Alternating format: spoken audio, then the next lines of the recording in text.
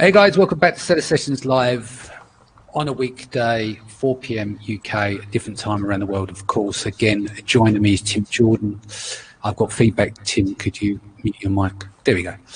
Norm Ferrer, and we've now got Paul joining us today. Lee Rand could not make it to this one. Maybe he was ashamed of some of the products he was going to talk about. Maybe not, but we'll see him Sunday for Mindset Sunday. Guys, how are we doing today? All good, yeah. Doing awesome. Except for my shelves. Yeah. Let's have a little look. If anyone's got OCD, can you see that his shelves are on the piss in the background? Look. I thought I had them right. I just bolted them up like 6 minutes ago. Step back, they're crooked. I just measured again, and somewhere I must have dropped the side. It's like an inch lower on that side. I'm like Frank Spencer with a headache when it comes to manual labor. Did you not use a spirit level? No, I don't have one here at the office, so I was trying to use. I don't even have a tape measure. I was trying to use a yardstick and measure from the floor up, which should get it level if the floor's level, right? But but the somehow wall's it it didn't work. I screwed that up. All right, Noel, do you want to give a little quick introduction while I just share out to the groups? Sure. Hi, I'm Norm Farrar, and I'm getting some feedback. Yeah, I think it's Tim. Tim, you're going to have to wear some cans, man. I know you don't like to wear trousers, but I like you to wear some headphones. So, yeah, I'm Norm Farrar. I've been in the e-commerce game for a bunch of years now, about 30 almost. Anyways, I've been involved with manufacturing and product sourcing and product specialty packaging, and been involved with Amazon for about 4 or 5 years now. It kind of all my past came together, and I was able to put it together to start selling successfully on Amazon. Fantastic. Tim, a little bit of background on yourself. Well, do I have background noise, or is that fixed now? That is fixed now. Yeah, that's crazy. Good. I never have feedback. But all right, so my name's Tim Jordan. I started the group Private Label Legion. I'm an Amazon seller. I'm a consultant. Kind of do a lot of stuff except for hang shelves level, apparently. Yeah, exactly. And Paul, look at that girth. That beard is wonderful. I know, right? Apparently, my barber is. The girth. Look at that beard. Yeah, it's thick. Look how thick it is. It's like a rug. It's beautiful. Apparently, my barber is not an essential worker. I feel they are, but still. Yeah, that looks amazing. That beard. I got a black market haircut yesterday. Check it out. Did you? Did you do it yourself or? No, at Black Market, I found a girl that has a salon, and if you give her $100, she'll let you in the back door. She lets 5 people in a day. That's it. She has like black plastic trash bags on the windows so nobody can see from the storefront. Right. So I got a $100 haircut because I couldn't take it anymore. And I don't trust myself, and I don't trust my wife. No. I come out looking like Norm. Cool. Right. Should we kick things off? Paul, sorry, do you want to do a quick intro? Yeah, pretty much. A long-time Amazon seller, consultant, and part co-founder of Seller Chatbot, the messenger bot for Amazon sellers. Yeah. Excellent. So quick hellos before we get going. So Russell Smith, 2 thumbs up. Owen says hi. Martin is the dream team's here, and he's got a couple of people dancing like John Travolta in there. Looking forward to the show. Tiff's back. Happy Tuesday. Is it Tuesday or Wednesday? Wednesday, right? Yeah, Wednesday. Yeah, it's Wednesday. Tiff, you're off your game, sweetie. You're off your game. Henrietta, hi, gentlemen. Thank you again. Pat's here. Nice to see you all. Dan O'Donnell, Danny McMillions and crew back in the saddle for another live yeehaw. Martin. Oh, yeah, then Megla's come here. Nice haircut, Tim. And Martin says, haha, what else does she do? Smiley face. Tiffany's come back. Shit, I didn't know. Laughing emoji. Who we got in the feed here? So Henry's here, Matt's here, Saddam's here, Leo Lemon's back. Hey Leo, we'll have to get you on again soon, mate. Yelchin's here as well. Let's get underway. So fuck up the week. Norm, do you want to kick things off? What's the devastating story of one of your failures? Okay, so this one really threw me by surprise because I thought I was pretty good with inspections and stuff like that. So we bought these chalkboards. So it's just a chalkboard that has a wooden frame around it. Everything was, should have been pretty standard, pretty cool. We also, at the same time, got one of these liquid chalkboards. So they came in both at the same time. Hi, Connie. Hi, Connie. Hi, Connie. How are you? Lovely to see you. Say hello to everyone on Facebook Yeah, Live. there we go. So anyways, we ordered these two products. We had the exact same problem. So we thought we ran an inspection. Everything was cool. And then when the product came in, we found out that there was something really wrong, that the wood wasn't cured. And what happened was I didn't think that I'd have to do that. I thought that would be something that would already be taken into consideration when I bought the product. Well, it wasn't. And it started out, we noticed that there was wood that had cracked and wood that was popping. And the worst part was when it went to Amazon and it started to dry out and people bought it and put it on their walls, once the heat hit them, they were popping left, right, and center, and we were getting, like, it literally broke.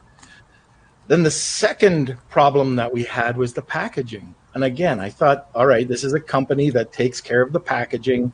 They ship, tons of these all the time. They just put it in a basic cardboard box with some, what's it called? The little beads, the styrofoam beads that are static, the ones that everybody hates. Anyways, it wasn't enough to protect them. And the packaging, when you dropped it, they would just shatter. So the packaging was horrible. So number one, we had the curing. Number two, we had horrible packaging that when anybody opened it up, it caused problems with the feedback. And there's nothing we could have done. Well, there is something we could have done. So this is what I learned from that. And that's that when you're doing your inspections, you have to make sure, especially when you're working with wood, but any material, you should really take a look at positive, negative reviews from your competitors to see, what's happening, especially the ones that have terrible reviews. But ask your manufacturer, like, you're not the expert. So you have to understand, you can't, when you're giving an inspection agency the okay to go in and inspect a product. We did. We paid them $300 to go in and check it out. They did exactly what they were supposed to do. But if they don't know the details and if they don't know anything about wood, they're not going to know how to fix that. So you really have to, find out the product that you're shipping over. So I gave poor details to an inspection company, even on the packaging. I was surprised they didn't pick up on that, but it was basically 40 cents worth of EVA foam would have solved all the issue. We got suspended. The product got taken off the market. It was delisted just because of really poor, and both, I should say two, because they both had the same wooden frame and the same horrible. And the other one was a liquid dry erase. So it was terrible. There was no packaging, nothing that could help to protect the package. So, and I'm a packaging person. I just thought that, the outer package would have been a lot better. Yeah. So, my bad. So what do you think, what was your biggest learnings? What was your takeaway from this? Obviously, the wood's cured, so that you would have done treatment before travel because of heat, moisture and stuff like that because of warping. Right. But how would you have countered that? What kind of measures would you have taken to protect that in motion? Tim, you right there, mate? You having a good old tap of whale? Sorry. No worries. You do you. Don't worry. I've got employees messaging me. I'm trying to multitask. Sorry. That's all right. No worries. No, yeah, sorry. Go. Yeah, so probably the first thing is I would never, and I usually wouldn't. This is just like a brain fart. I shouldn't have allowed them to package. I should have got some sort of photography back on the quality of the packaging. I thought it would have been secured. I thought they would have used either styrofoam and put it into place or some EVA. That was a big problem. So now get the make sure that you get the packaging requirements. Even like I didn't get a spec sample done on that. Again, that's my bad.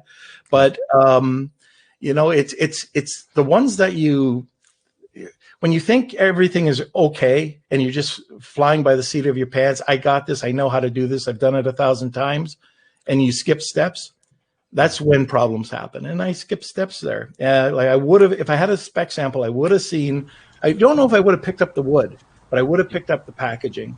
And now, if I were to go back and get it again, I would have got the inspection agency to pick it up. I would have had a spec sample signed off on.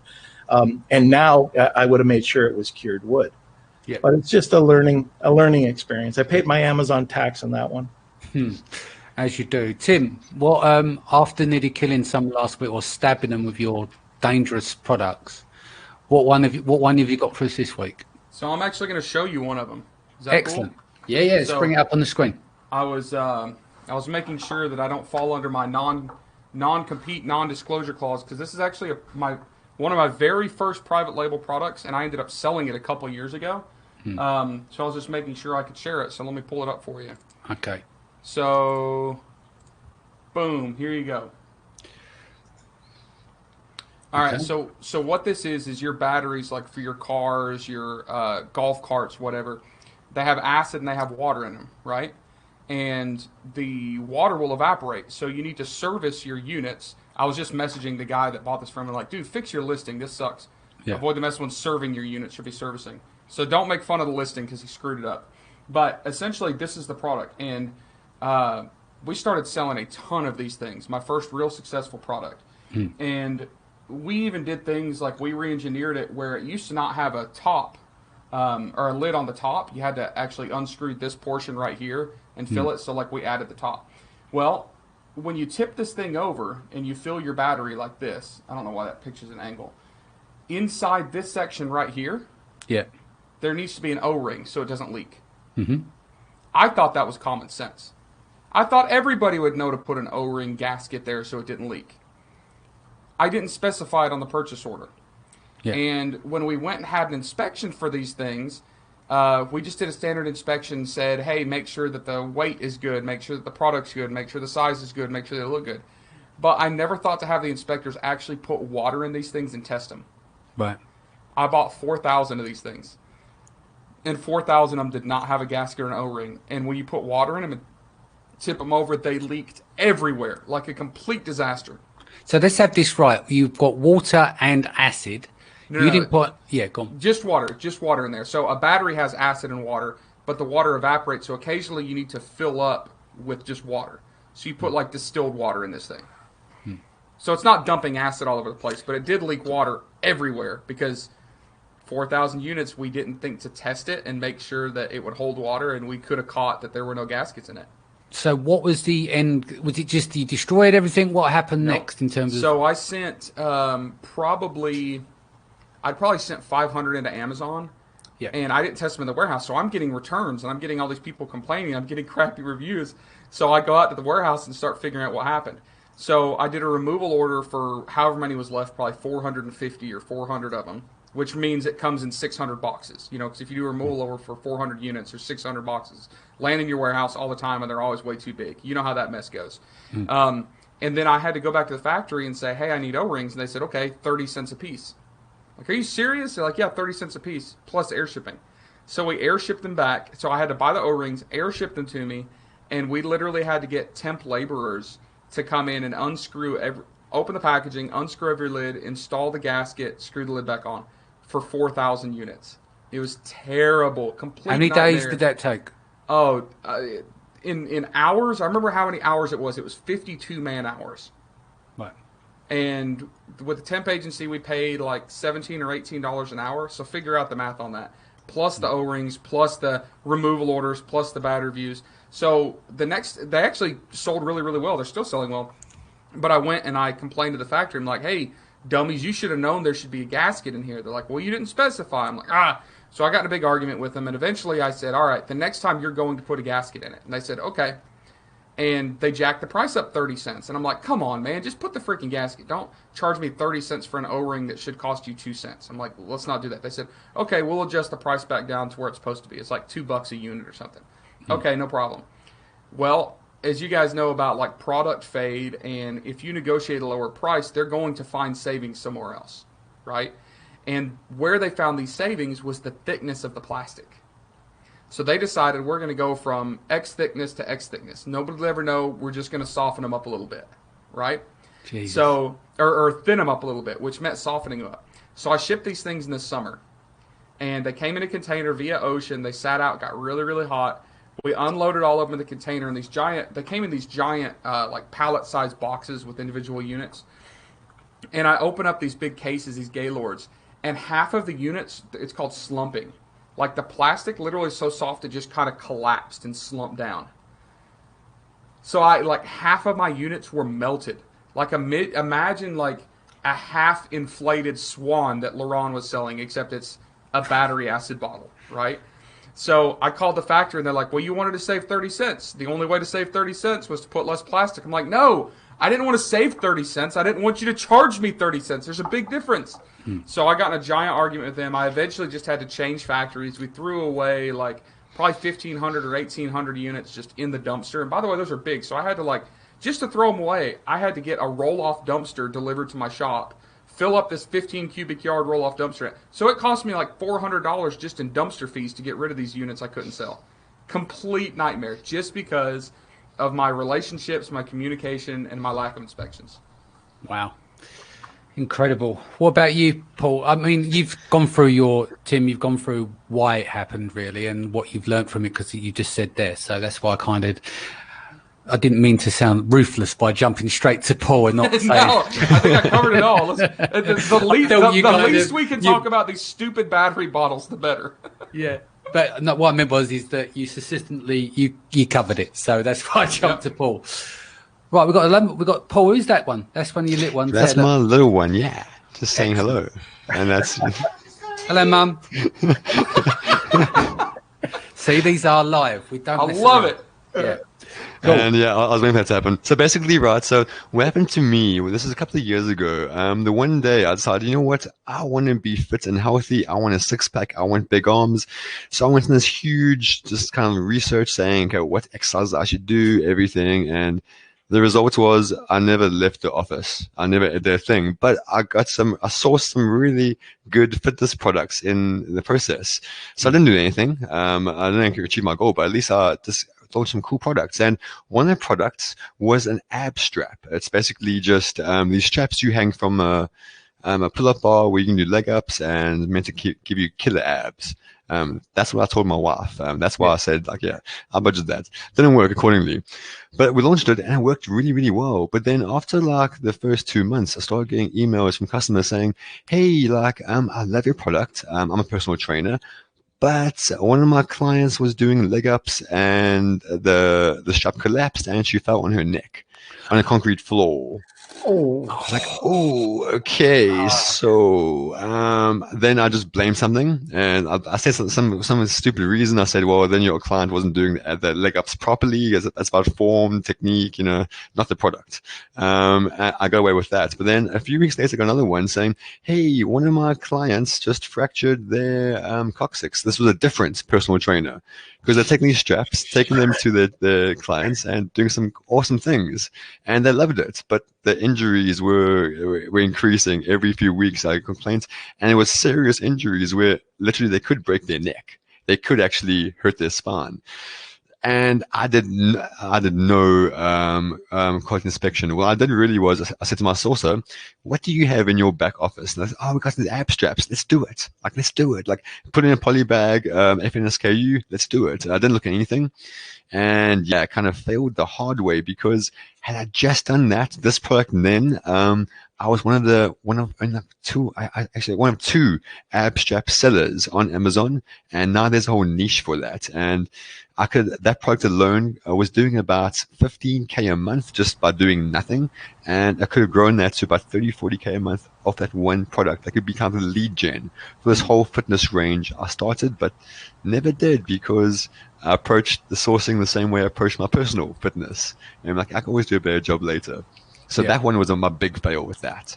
Wow. And the main thing there, just did you get sued? Because I'm not being funny. Like in the US, it's a little bit more litigious there it is in, say, the UK, isn't it? So, well, actually, I sold these on the US, and I was really concerned about that. I shut it down, destroyed all inventory, and luckily there were no other people coming back to me. And then by a year later, I sold that business. So maybe people come back. I'm not even sure. But I escaped that, and it would have been a huge lawsuit. And no doubt. So no more from about the woman that landed on her neck. She dropped from the ceiling. Well, I heard from a personal trainer, so I'm assuming she pretty much let him have it. And then he was coming back to us. And again, is that how much do you trust from the people that complain? That's the other thing. But also some of the photos I saw of the broken straps, broken bars. Yeah, it was the product. It wasn't the technique. Yeah. Hey, Paul. Yeah. Did you have insurance? No. No. Like I was bare bones, nothing. I didn't even. I just went on a sourcing spree and said I wanted a fitness range. Let's bring it out there. And yeah, that's where it ended after that. Wow. So yeah, so I knew like I was just open, and I could have had much worse. I mean, yeah, I'm scared to think about that, but yeah, I stopped there immediately. And it's a pity because that could have been a killer range. That could have led the whole brand. Yeah. Yeah, and when you get a product failure, it's difficult because the turnaround time it can take to sort all the mess out. That's really that time after picking it apart and looking at what the true costs are. Mop up. So I'll start by reading a customer email on this. So, hi, I've already emailed once about the instant snow being a weird texture, but I decided to go with it. I have an event next Friday for several hundred kids and didn't have time to worry about it, but I just portioned out the snow for each child. I put 1 tablespoon in each cup. When I added the water, I barely got 3 ounces out of the snow. Adding more water turned it to gel and not like snow. I only got 103 cups. I did the math, and it's not even 2.5 gallons of snow, a far cry from the 8 gallons you advertise. So, in fact, even if I did add the water and doubled the snow, even though it would have ruined it, I would still haven't gotten even a tiny bit close to 8 gallons. If you don't make this right, I will open a complaint with Amazon, and I've not left you a review yet because I'm going to wait to see if your company does anything to fix the fact and that you widely misrepresent of how much snow I would get.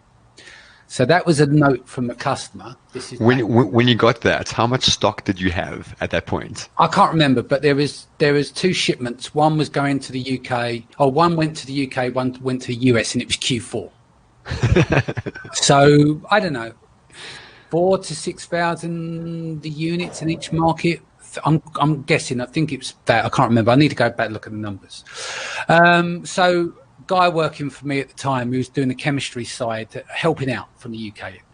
We traced the steps of the customer and retested the product. While she may have some variables and lack some accuracy, she's definitely correct that it does not generate anywhere near 8 gallons. Effectively, we're selling 8-gallon jars that only produce 4 gallons and 4-gallon jars that only make 2 gallons. They were selling half of what is promised, which is very serious on Amazon. We could get suspended, and then obviously picked this up with the factory. Dear Danny, just came back to the office and tested the sample. Adding 20 times to water is okay. The problem is my math. It should have been 40 grams of powder to make 1 litre of snow, but not 1 gallon. I deeply feel sorry for my mistake. So what do you think we should undertake? Apart from I wanted to rip their fucking head off right at that moment. You can see where it's all gone wrong. With the mathematics starting at the factory, a complete oversight. Our biggest learning in that is that we should have tested way before, just from the sample level. How many does it produce? What a fucking moron to miss that step out the whole process. He spent months running around trying to create this product from scratch, trying to get the volume up so that it gives better value. So that you're sitting there looking at Amazon, you're thinking, we're going to kill it here. They can't get anywhere near this. What's the matter with these people? We've just nailed it. Do you know what I mean? And didn't count out the amount. Now, that's only just a small portion of the story. I'll give you the rest of the story now because we've got to go back to the period in time when Hanjin went down. Do you remember the 4th largest shipping company? That's where my stock was sitting. Both lots of stock was sitting on Hanjin. I had a problem with the EIN. Then I had a problem with the bond. Then I had a problem with the import of record. Then I had a problem with the power of attorney. Then we ended up paying the factory too early. Instead of being the timely release payment, they got paid in full before the inspection was done. Then they left the factories and on the way to the shipment, they damaged the cartons on the way, but they failed to tell me until they were on the sea shipment to get it over. So I had to wait to get to the other end. Then Amazon pulled us on the hazardous materials. Then the bankruptcy thing came through for Hanjin, and I watched in the dashboard back then. I'm watching Hanjin shipment fucking turning round and going back the other way from its territory. Then when we got to the prep company, what I didn't realise as well, these lids, and then like on the lids of these jars, they were all scratched to fuck basically. And so we had to get black stickers to go on the black lids, to someone to sit there on thousands of units to stick all those in. Then we sent them into the UK batch into Amazon. Then we had problems where they weren't matching up. So we'd like got over 60 units on one side and under 60 units, and I kept running sending in tickets to Amazon, like raising cases, going like, what's going on here? And I was trying to not pull the stock out. With all the mess, it transpires, the FN SKUs are on the wrong way round. So the 8 gallons and the 4 gallon labelling was wrong. So they were being sold through Amazon. And when the delivery come through, they're buying 8 gallons and they're getting 4 gallons, but effectively they're only getting 2 gallons, right? Because it doesn't make 4 and 4 doesn't make 8, you know, and vice versa. So then, yeah, so we had all that. What else was part of the problem with that as well to finish things off? Yeah, the scratch lids. Then we had problems with brand registry as well. Went through seven attempts to get that cleared. They covered the labels. So effectively, the lessons learned on that, you know, you could write a fucking book on it. And ultimately, one of the best things that came out of that, even after everything, we pulled stock and then we destroyed it because the factory were going, look, can't you just relabel the product and then sell it off on eBay and stuff like that? We had a big order on another product out of that factory. So we said, look, we won't work with you again. You clearly made the mistake. I want you to wipe your mouth of this order against my current order of another product. So instead of getting the money back, we didn't pay a big chunk off a larger shipment of another product that was coming out that factory. Ultimately, in the end, after all that stress, it was a wasted Q4 in the main, definitely on that product, but we came out with minor losses. I think we lost about $700 when we could have obviously lost thousands. Some of the units obviously sent through, but sold through. Reviews were fucking horrific. They just kept coming through. Sloppy snow. It was a fucking world of pain. So basically that literally wrote off Q4, 50% of Q4 in that period in 2016. It was, So yeah. What's really painful about that is non-e-commerce sellers don't understand when we have a bad Christmas. It just means purely is that our products were tanked in Q4 and we're trying to have a nice Christmas and no one gets that. I mean, my family doesn't understand why Q4 is so stressful.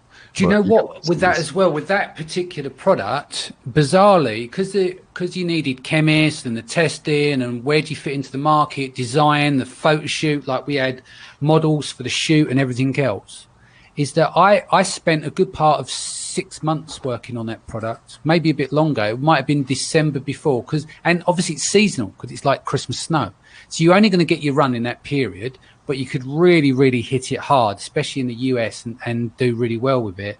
But everything gained was completely lost in that period. So it wrote off a chunk of year in your time. And then when you pick it apart, you're looking at February, March before you really got on top of it and understood. Michael says, Danny, that has to be the worst product story ever. You win, bud, winky eye. Thank you, my friend. Do you really win? Thank you. I don't know. That's like a shit sandwich, isn't it? You know, it's just, I'm not sure if that was good at all. Right. Cy B says, Norm has a very good point about insurance. You really need to be covered product liability, especially in the US. What else we got here? Michael says, what type of products work best on Amazon when taken in general? Price points versus FBA fees, optimal weight, size of product, children color variations you want to launch, etc. Michael, I've got a £10 million mastermind. If you sign up for that, I'll give you all the answers.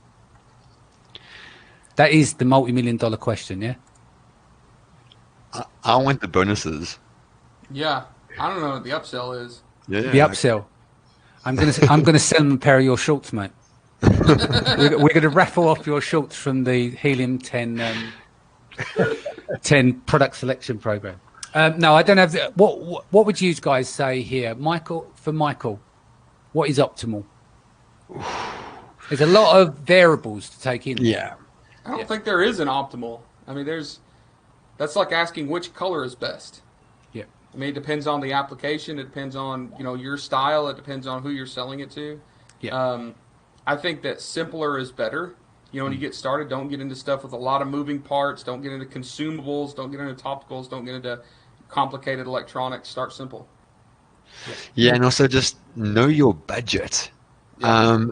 New Amazon sellers just don't do the budget. When I say to them what the real budget, what I expect to spend on a launch or whatever, they're like, "Oh, wait a minute, it takes like months to get profitable." I'm like, profits still a far cry from where you are right now. I mean, just budget accordingly. Yeah. The other thing is to take a look at, if you go back to the optimal product, something that might be light, something that has a very good price point. You don't want to sell a lot of $9 and under products. You want to sell something that might be a $40 product that's very light, very searchable. Hopefully not that competitive, but I'm not really too worried about competition if your listing's done properly. But yeah, for FBA fees, optimize the price and optimize the weight if possible, and the packaging. Packaging will make a huge difference. Yeah, especially in terms of material. We've got a product which is got memory foam. So what we did was we were able to reduce the size, obviously not the weight, but we were able to reduce the size by about 23% because it was expandable. So we changed them, put them into these bags and then into a box. That reduces the size a huge amount. So obviously that saved on FBA fees and also a bit on sea shipping as well. Florence says, speaking of customers, I got an email today that made me laugh. My girlfriend has managed to break both of the products on the first use. She is kind of a ditz. How do I go about getting a replacement? What's the product? Oh, I'm not sure what he's going to say. What have we got here? Nick says, I always say something like iPhone, small, light, high value, liquid gold. I think he's taking the piss there, isn't he? Thank you, guys. It's exactly what I'm looking for. Good advice. Tiff says, sign up for my mastermind now, and it's $9.97.97. I'll sell you the key to the universe. Thank you, Tiff. Anyone got any questions or any more stories of failure? I could show another product that I screwed up. Cool. How's the shelf going? This is a failure for you, really, isn't it? Is that really shelf in the background? It's driving me crazy. That 1 inch off on one side. All right. Check this out. So I thought I was a genius. Yeah. You'll have to share the screen. Yeah, let me bring this up 1 second, Tim. Here we go. Yeah. Selling this. All right. So this was the biggest competitor. GPD is the brand. They have a horrible listing, and it's a 2-pack of these transport chains, right? Grade 70 is super strong, 3/8 inch diameter wire. They use these for like securing loads on the back of large trucks, for towing stuff, for hauling equipment, all that good stuff. And I realized that I could buy these chains in China for about $11 a piece. So for a 2-pack, I'm looking at $22. And I got really smart, and I figured out. So the U.S. Postal Service has this thing called a flat rate box. You guys ever use that? Their motto is, if it fits, it ships. Right. So I figured out a way to take the medium flat rate box, which is like 11 inches by 9 inches by 7 inches, and I could put 2 of these chains in it. So if we assemble the box and I lowered the chains down and then took a rubber mallet and beat them down, I could get them tight enough where they would barely close and I could tape them up. That box weighed like 47 pounds. But I could ship it anywhere in the U.S. for $11. Their motto is, if it fits, it ships. So I couldn't package these things in China because they had to go in these flat rate boxes. And if I put them in a box in China and tried to drop them into the flat rate box, they wouldn't fit. Like, I literally had to beat them down with a hammer. So when I ordered these things, I would bring them in. They would ship them to me in 55-gallon metal drums. Okay? So 55-gallon drums set inside of a container. And then when they got to me, I would have to have a special forklift with a barrel clamp to go try to pick these things up, pull them out. And then I would hire temp laborers to come in for like 6 days, process all these, put them in boxes, wrap them up with tape, and ship them, right?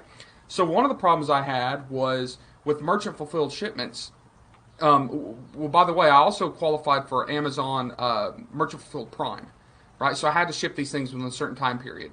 And I could set a delay on holidays. But long story short, when I'd get through with like holidays, I would have 70 or 80 orders. And at 40 to 44 pounds a piece, imagine how much that is for a postal carrier who's in a regular sized vehicle back up to our office and try to load up all of these stinking units, right? So I didn't realize that because of the weight of these things, the postal carrier, I would actually have to work a deal with the post office, the post service, where they would bring a little miniature trailer and park it at my shop, and I would load it up. We got to the point where we were selling like 60 units a day. So just on the weekend, Friday, Saturday, Sunday, I mean, I'd have 200 units, 180 units, these things that we need to ship. Do the math. It's super, super heavy. So that was all right. We spent a lot of time and labor. But there was one point where I shipped a bunch of these things. And I made sure not to go overweight in my container, right? Because if you go more than about 20 U.S. tons, like, you're overweight, right? But I put all these barrels in, and then I loaded the top of the container with lighter stuff, maybe those battery acid bottles, whatever it was. But I never thought to actually check how stable the floor of these containers was, right? Because if you think about a lot of weight in a barrel and it's sitting in one spot, the container might be able to take a lot of weight spread out evenly, but when it's all pushing on one spot, that's a problem. So I never thought to ask, hey, shippers, can you make sure you're sending me a good container?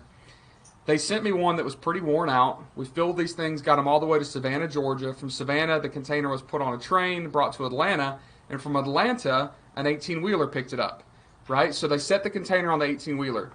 The 18-wheeler was coming through Chattanooga, Tennessee, on the interstate, and must have hit a big old bump. And when they hit that bump, the floor on the container gave way, and 6 barrels fell through the bottom of the floor on the interstate. Each barrel weighs like 1,700 pounds. Wow.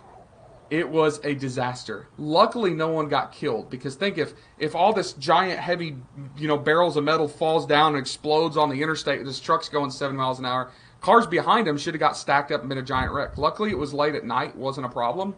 There was no traffic on the road, but literally blew the floor out of the container and ended up with probably $2,500 worth of metal chains that the highway department came out and confiscated. So they come out to clean up the road, and they took them all for themselves. So I had to pay the damage on the container, because apparently there's a clause about I'm responsible for how I load the containers. So I had to buy the container, which was like $4,000. The truck that it was delayed because it got pulled over, and they had to stop and clean up this mess. I had to pay them extra, and I lost all my inventory. Jesus Christ.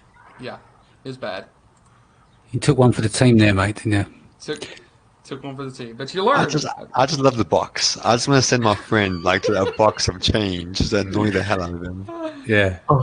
Those boxes would blow out, so we actually got a turntable, like a shipping turntable, and we'd set the box on, and one guy would hold a tape gun, and we'd spin the box and go all the way down to the tape, and then we'd put it on its other side and spin it. So when people got these boxes, there's like a 1/4 inch of clear packing tape, and it weighs 40 pounds. Like, it was just so heavy that people can't lift it off their porch. Like little old ladies, they're screwed. The post office hated them. Like, we would get all these. Luckily, you couldn't damage the products. It's changed. But I know there's postal carriers just throwing these things off the back of their truck, and the packages would like turn into a ball. They'd never explode because we had so much tape, but they'd be deformed, and it was a mess. We sold a lot of those stinking chains, though. Unbelievable. Paul, do you have any more stories inside of you? I guess the one, right, was like, so I used to sell a range of kids' toys, and I saw like this music maker set where they had like an eggshell maraca type thing. It's like eggshell where they shake it, like an egg shaker, that type of thing. And it was cool because I had, at that stage, my kid was 1, so literally like she was my product tester. Whatever she liked, I literally just sourced and then put up. And I did all the testing. I mean, my daughter used these kids. My daughter was like the model in the photo, so like I knew they were good quality. But then the one night I was putting her to sleep, and I'm lying in bed like waiting for her to sleep because it's a baby. So then I check my phone. I get a message from Facebook saying, "Hey, I purchased your thing, your product, and my 2-year-old broke your egg shaker and swallowed the little ball bearings inside there." No. Oh, what are they made out of? And I was like, what the hell? Like, I have no idea. Like, so now a quick Google search says that if there are two types of ball bearings in these egg shakers. One, it's iron. If a kid swallows it, it's fine.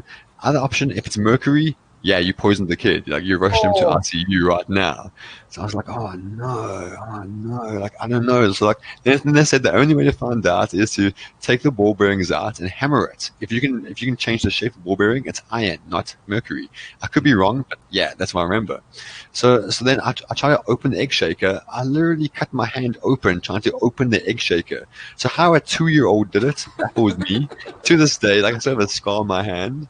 But then we took it out there and then we started hammering these things, and luckily the ball bearings somewhat changed shape, and then luckily they were iron, not mercury. But I had the product testing, but I never thought to do the product testing on the ball bearings inside the egg shaker. And right there, we made the customer really happy after that. We just gave her a ton of free stuff. Like, we bought her gift cards galore, everything.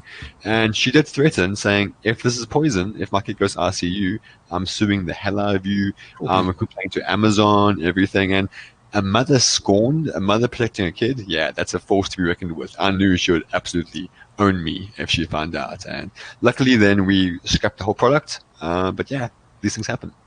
But this is the thing, every time the kid walks through an airport now, your love goes. So, yeah, I think, God, we could get sued after people watching this video, couldn't we? Shall I lock it down? Oh, I don't even know where to go next with this. I'm mortified. If only the real world knew what we get up to as Amazon sellers, or try to do. Fucking hell, we're Jesus. Yeah, I don't even know where to start. Go on. I was going to say, like, supplements.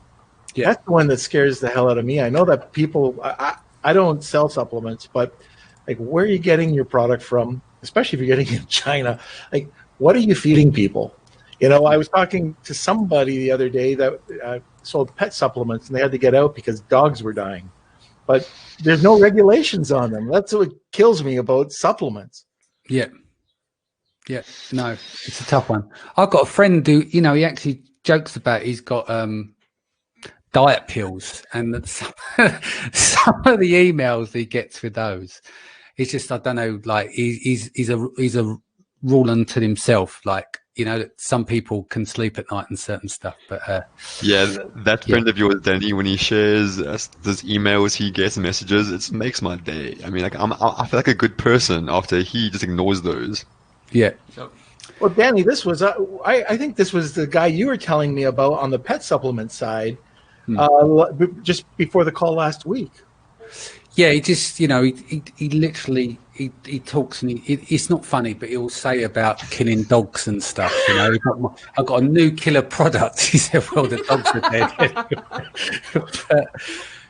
but no, he's showed me emails. He's like, my dog is dead. Oh, no. What do we do from here? Do you know what I mean? Like, reviews. Oh. So, what's going on here?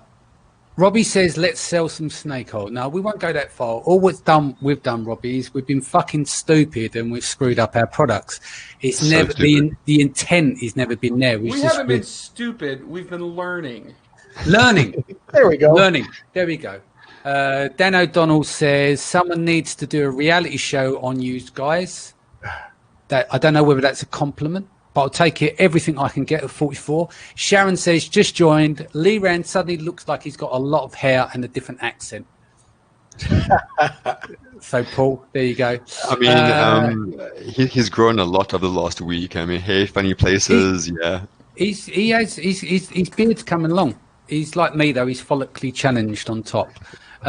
Jason says, these stories are going to scare any newbies to this space, but the stories are hilarious. Thank you. Make the jokes on us. Herb is said, you may have already mentioned, but what's the best insurance to get for these kind of conditions and disasters? I don't think anyone would insure us after watching this video, to be honest. Nope. No. No. What is Michael saying here? Scary stories, but I remember those cowboy days when you went without insurance and things that you really need to protect you. Don't be like Mike. That's true. I hear people talk about like when Amazon used to be the Wild West. That's how I feel. Like none of us knew what we were doing. We were just like I was buying containers of 55-gallon drums of chains. Like that's crazy. One of the reviews I got was someone put a review and a nasty email about those chains that said, "Your chains almost killed me." That's how it started.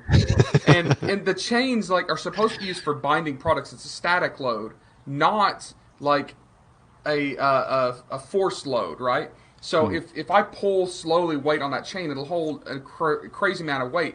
But if I snap it fast, the chain can shatter. And someone hooked that chain between their tractor and a tree stump, and they were trying to pull it out. Well, instead of slowly putting pressure pulling on, they would back the tractor up and get it driving forward, and wham! And that chain shattered, and it slung back, and some of the chain links came through the rear windshield of his tractor. Like you can kill yourselves with chains. And it never even dawned on me to like put all these stickers on the product, like not for force loads, no, dynamic loads, no dynamic tension, like static tension only. Never thought to do that. Well, if that guy had lost more, and I had to buy that guy a new windshield for his very expensive tractor, like rear windshield. But what if it hit him in the head? Like you take a chain link through the brain, you can't come back from that, right? Yeah. And we had no clue what we were doing. We were just, and maybe to some extent we still don't. We're still probably, all of us on here are still probably launching stuff that in hindsight 2 years from now we're going to go, well, I probably should have checked that a little bit better. But you're right though, saying that like the days of the Wild West. The other day I was talking to a new seller, pretty much the same age as me, and he goes, "Oh wait, you've been around since." What do you call it? ASM1. Because I heard about that. Apparently, like, you're the grandfathers of Amazon. I was like, wow. I think you have to count us like dog years. Like those of us that have been in it since 2015, we've actually been in it for 17 years. Yeah. Guys like Norm and Steve Simonson that have been in it since like the 90s or whenever, they've basically been in it for 142 years. I look it. Yeah, that old man. And Norm is actually only like 25, but the age. Exactly. Exactly. Look, he's grown in FBA years, isn't he? Yes. Yeah. I got another, and I wasn't even thinking about this one, but just as I heard Tim's, chain snapping story. Yeah. So I sell snow. Sorry, I don't sell snow. What kind of snow? That either made you sound like a knockoff of Danny or a cocaine dealer. I'm not sure. Oh my god. Yeah. Either will give you jail time, but I sell soap, and the soap smells really great. So it's not a plug, but my soap smells really great. Like, can we just end the whole story there? All right, guys, we had it for Seller Sessions Live. The ending comment is Norm's soap smells great. Yeah. That's all I wanted to say. But I got a review that your soap. This is like a cherry almond soap, right? Yeah. So your soap smells so good. They were complaining about the taste. I knew that was coming. It's like, what do you mean you're going to come? So I didn't have a sticker on the soap saying not for human consumption. There is now. Those are the same people that eat Tide Pods. Oh my gosh. Yeah. So where do we go from here? I don't think we go anywhere. I think that's it. I think that's the we go home. We're done. Should we sign off? We'll finish off and the snow. Fucking hell, I can't even speak. Snow. Oh, fucking hell. It's a snorm storm. Snow. Right, okay, coming up tomorrow, Shopify Part 3. Friday, Awesomers versus Seller Sessions with Steve Simonson. Saturday, we have Women of Amazon. This one is an in-depth profile with Isabella Hamilton. On Sunday, Mindset Sunday, Deconstruction Novell Part 2 with Leran Hirschkorn. Guys, how can people reach you, starting with Norm? Oh, probably the easiest way is norm@amz.club. Excellent. Timothy? You can also find Norm at normssnow.com.